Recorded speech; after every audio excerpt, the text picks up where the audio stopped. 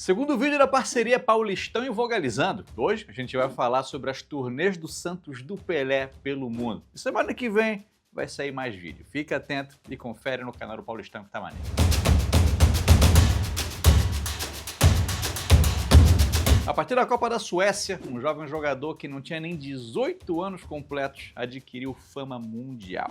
O nome dele era Edson Arantes do Nascimento, mas ficou mundialmente conhecido como Pelé, apelido que ele carregava desde a infância por pronunciar errado o apelido do goleiro do Vasco de São Lourenço, Bilé. O Pelé tinha uma ligação com o futebol desde pequeno. O pai dele também foi jogador de futebol e desde muito novo ele já mostrava que era diferenciado. Pelé nasceu na cidade de Três Corações em 1940, mas a família deixou o estado de Minas Gerais para ir para São Paulo quando Pelé tinha 3 aninhos de idade só. E aos 13 já estava jogando no Infanto Juvenil do Bauru Atlético Clube, brilhando tanto que em 1955 a Liga de Futebol Amador só deixou ele participar de um campeonato em Bauru se ele não passasse do meio de campo, para dar chance para as outras equipes. Se ele passasse, era falta. Ele jogava um futebol muito superior ao dos garotos da idade dele. E aos 15 anos de idade, começou a jogar pelo Santos, vindo a jogar na seleção brasileira já aos 16. Foi convocado antes de completar 1 ano de carreira como jogador profissional. Incluindo jogos não oficiais e amistosos, o Pelé marcou 1.283 gols em 1.363 partidas, o que é reconhecido pelo Guinness como um recorde mundial. Além de que o cara é o único jogador da história a conquistar 3 Copas do Mundo de futebol. Em 1958, além de ser campeão do mundo com a seleção brasileira na Suécia, o Pelé fez 58 gols no Paulistão, uma marca que não foi quebrada até hoje. O formato na época era diferente, foram 38 partidas, mas o legado dele para o futebol é inquestionável. Hoje em dia, várias jogadas que são comuns são porque foi o Pelé quem fez. É fácil de achar vídeos na internet de jogadas geniais feitas nos últimos 30 anos, muito parecidas com as que o Pelé já fazia nas décadas de 1950 e 1960.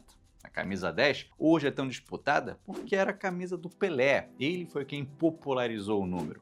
E como ele se tornou uma figura quase que lendária, milhões de pessoas ao redor do mundo manifestavam sua vontade de ver o Pelé jogar, o que possibilitou que o Santos entrasse em turnês para jogar partidas com clubes tradicionais e seleções de praticamente todo o planeta. Entre 1959 e 1974, ele jogou em todos os 5 continentes, só não jogou na Antártida. Isso numa época em que o mundo era menos globalizado e a única oportunidade que muita gente tinha de ver o Pelé era ver com os próprios olhos. Não dava para colocar no canal do Paulistão para ver os melhores momentos do jogo. E ficou comum que entre um campeonato e outro aqui no Brasil, o Santos embarcasse numa viagem de algumas semanas para sair jogando em estádios importantes mundo afora. Na época, competições como o Campeonato Brasileiro e a Libertadores da América tinham formatos bem diferentes. O calendário não ocupava o ano todo. O Campeonato Brasileiro nem se chamava Campeonato Brasileiro ainda. Menos equipes disputavam essas competições. E o Santos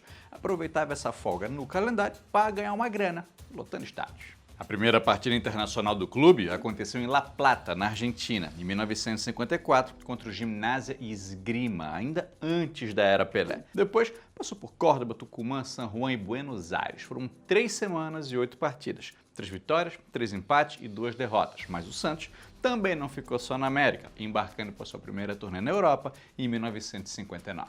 Os caras chegaram na Bulgária no dia 23 de maio e já na primeira partida lotaram o estádio. Mais de 50 mil pessoas estavam lá para ver o Santos empatar em 3-3 com a seleção B da Bulgária. E até o dia 5 de julho, mais 21 partidas seriam realizadas, uma média de um jogo a cada 2 dias, enfrentando campeões nacionais e clubes de prestígio, como o Barcelona, o Real Madrid e a Inter de Milão. Além da Bulgária, o Santos passou por outros 8 países: Alemanha, Áustria, Bélgica, Suíça, Países Baixos, Espanha, Itália e Portugal. Foram 20 cidades, 78 gols marcados, 13 vitórias, 5 empates e 4 derrotas. Claro, ao longo dos anos, o Santos contou com vários craques que jogaram do lado do Pelé. Ele era o astro, mas as pessoas também queriam ver o Zito, Pepe, Coutinho, Gilmar, Clodoaldo, Toninho Guerreiro, Dorval, Carlos Alberto Torres e vários outros. O Santos era muito requisitado. As pessoas queriam ver o Pelé jogar. Em 1962, ele conquistou com o Santos o Paulistão, a Taça Brasil, equivalente ao Campeonato Brasileiro, a Libertadores e o Intercontinental, equivalente ao Mundial. Esse era o ano do cinquentenário do clube e o Santos era a sensação do futebol mundial. Essas turnês renderam mais de 350 partidas, mas com as competições internacionais ainda não tinham tomado forma, eram partidas não oficiais, amistosos, o que não pode ser entendido como jogos sem importância ou de pouca rivalidade, porque os estádios estavam lotados e as equipes se dedicavam de verdade a ganhar do Santos do Pelé. O Olympiacos da Grécia, por exemplo, quando ganhou do Santos em 61 por 2-1, colocou no hino do clube que Pelé e o Santos ainda lembram do seu nome. Só para a gente ter uma ideia do tamanho do Santos. Tiveram torneios pela Ásia, pelo Caribe, vários países africanos receberam o Santos. Jogos memoráveis aconteceram no Egito. 65 mil pessoas assistiram o Santos jogar no Sudão em 73. 10 mil ficaram de fora do estado porque não conseguiram ingresso. O clube passou por Gana, Moçambique, Argélia, Gabão, Quênia e até na Nigéria, onde o governo do país, que lutava contra um exército rebelde na região de Biafra na época, usou o Santos e o Pelé como peça de propaganda para promover uma imagem de tranquilidade no país. Tudo ia tão bem que até o Pelé estava lá. Durante aquela mesma viagem, as fronteiras entre os dois Congos estavam fechadas, as relações entre os dois países estavam estremecidas. Mas depois da partida do Santos contra a seleção do Congo em Brazzaville, os governos abriram uma exceção exclusivamente para o Santos e os jogadores atravessaram o Rio Congo para jogar em Kinshasa. Eles foram de uma capital para outra no momento em que aquilo não era possível. Se tinha um clube no mundo que podia fazer aquilo acontecer, era o Santos. E se tinha um jogador, era o Pelé. Por vezes, o cronograma dessas turnês ficava aberto, porque podia aparecer algum jogo para encaixar entre uma partida e outra. Podia ter um desvio na rota, mas as viagens também podiam ser exaustivas. Em Casablanca, no Marrocos, em 1960, a fadiga atrapalhou o espetáculo. Era a 15ª partida no mês e o Santos não performou da maneira como os torcedores esperavam, o que fez o Santos ser alvo de vaias da torcida marroquina. Esses casos eram exceção, não a regra, porque vários grandes feitos que marcaram a carreira do Pelé e a história do Santos aconteceram durante essas turnês. Em julho de 68, em Bogotá, na Colômbia, 60 mil pessoas assistiam o Santos jogar contra a seleção olímpica da Colômbia, quando o Pelé foi derrubado na área e pediu por um pênalti que o árbitro não marcou. E alegando que o Pelé estava xingando ele, o árbitro, conhecido como El Chato, expulsou o craque do Santos e deu início a uma grande confusão. O árbitro chegou a levar uma pancada no olho, a polícia teve que entrar em campo e na arquibancada a torcida estava indignada. Tinham comprado ingresso para ver o Santos de Pelé e o protesto da torcida foi tamanho